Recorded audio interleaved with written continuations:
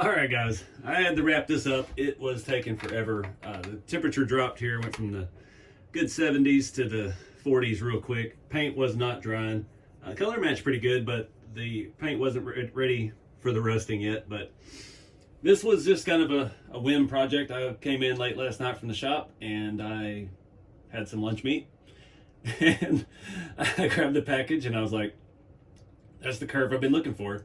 I've been trying to find like good Tupperware, and Walmart doesn't sell it anymore. They've got like the stuff that's not much better than this. This is just prepackaged deli meat, you know, some brand name, I don't remember what, and has a red lid. But it was the right size I needed for this. I've been wanting to do this for a while. I originally intended on putting a bed cover on this truck. I have one cut out of Kydex, actually still sitting right over here. And I never liked any of my hinge options. And I didn't like the bed cover idea for the shop truck. And this, you know, this is just my fun truck. I'm not trying to win any awards with it.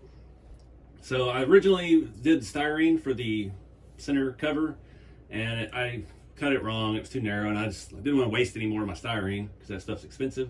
Got plenty of sheet metal. Sheet metal's easy to bend, easy to shape. So yeah, just bent up a little hump and lined it up with some holes that were already in the bed, because this had a lot of holes in the bed because this truck has been on a lot of places.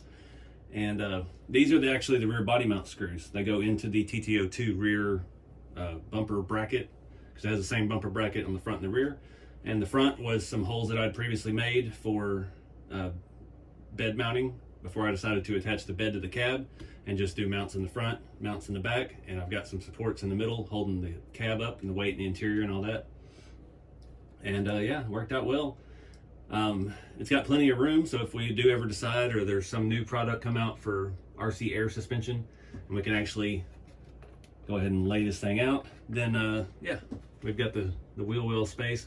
That Tupperware, that container is a little bit flimsier. You can see it's flexing a little bit.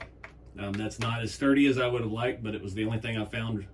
I've been looking for this for months, and every store I go to, I look at the Tupperware and just haven't found anything that wasn't round or too rectangular.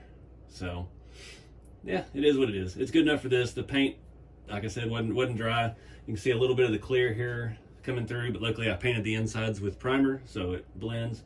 I wiped down a little bit too much, got some metal exposed on there, but hey, it'll rust eventually. This truck has been through it. Yeah, this truck has been to every event. It has drag raced with DR10s and slashes in the Winn-Dixie parking lot at USTE. And it actually was quite fast. It's an 8 mile truck, but yeah, it's all started because I was digging through. I cleaned out the shop the other day. I went through all my boxes and condensed things down, and trying to make some more space, obviously, because we're cramped here.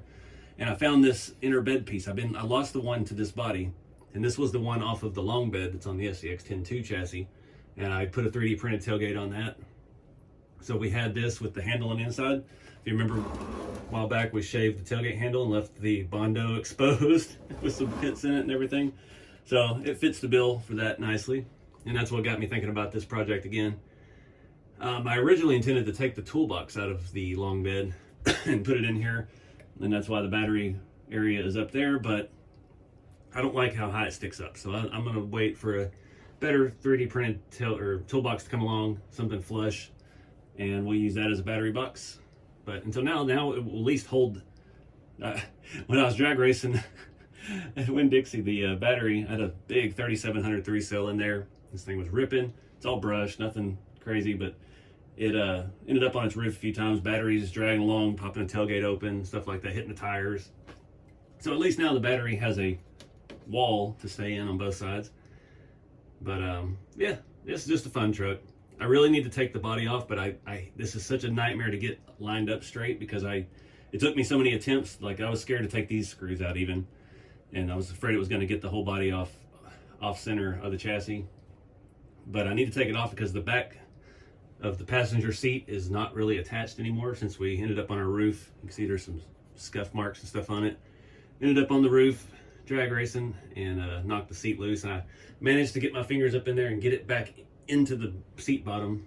But yeah, I originally wanted to put a bench seat in this, but like I said, I don't want to take this apart at all. This truck is perfectly fine and perfectly fun the way it is, and we'll cross that bridge when we get there.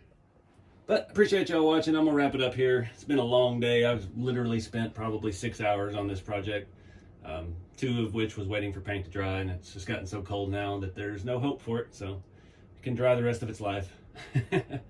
I painted it with my door open in the pouring rain. There's some water spots up here. If you wondered where those perfect circles came from, that was actually water spots in the primer on that fender well.